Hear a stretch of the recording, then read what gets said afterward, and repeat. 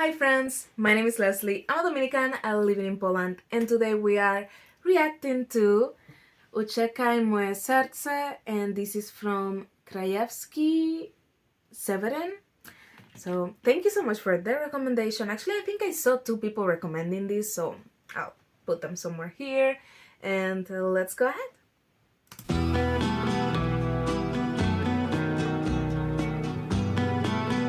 Okay, so different, just like an acoustic. Oh, listen to that voice, it's like buttery soft. Ręce gdzieś na plaży oczu błysk wysłany w biegu krótki. He sounds like what we would call a trovador. It's like this kind of really heavy on the lyrics and just a guy with an acoustic guitar. These songs tend to have the most beautiful lyrics, so I'm excited for that. Bo potem będzie wstyd I nie wybaczy mi. He really reminds me of Joan Manuel Serrat. I'm gonna put a picture maybe here, just in case you know it. Oh, how he's looking at the camera. Kropelka żalu, której winien jesteś ty.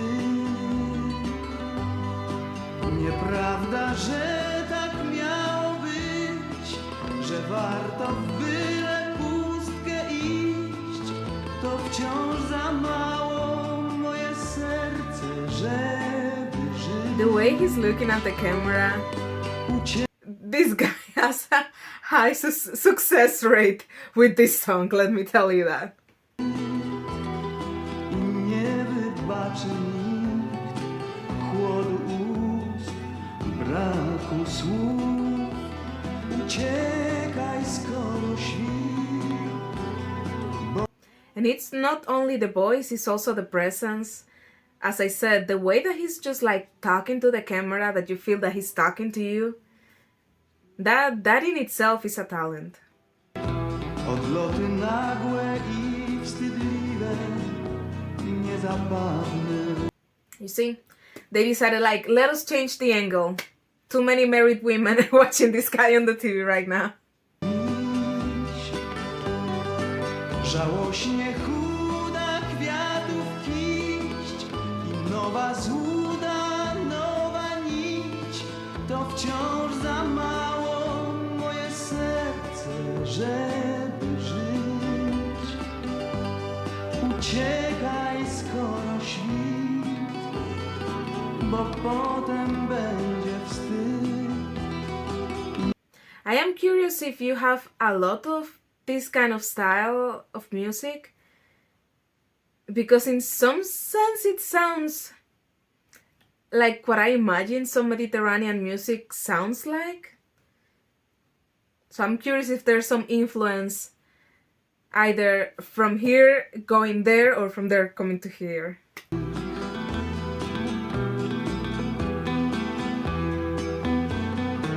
that's nice.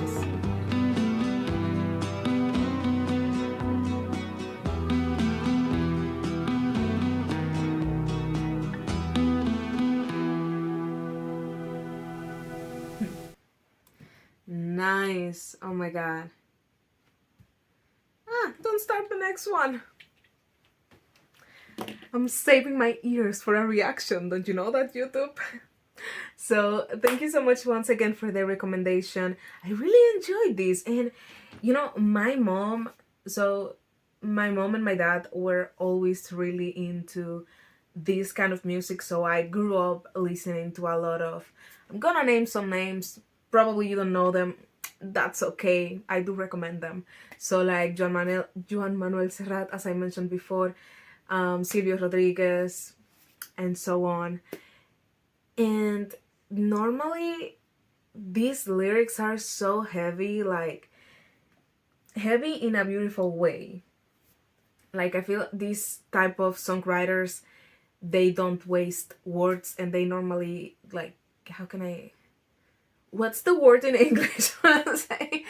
they knit like this sweater. They are knitting the words in such a beautiful way. So I'm really excited to look for the lyrics.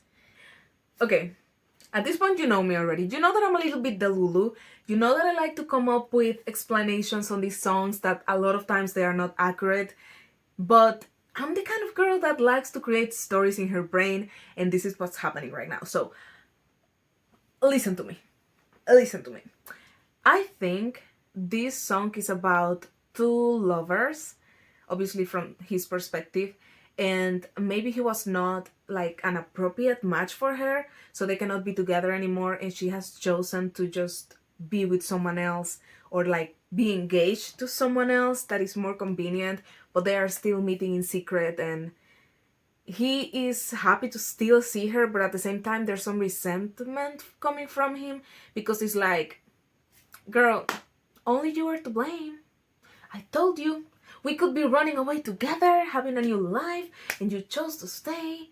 So, you know, it's like, for example, when he's saying, run away before the dawn, for later comes the shame, and no one will forgive the cold of your lips. It's like, I can imagine them in a barn or something, having like a lover's night out, and she's having to run back home before the dawn, because if someone finds out that she's there, it's gonna be so much shame on her family, on him, and no one will forgive the cold of your, no one will forgive that you were outside already or something like that.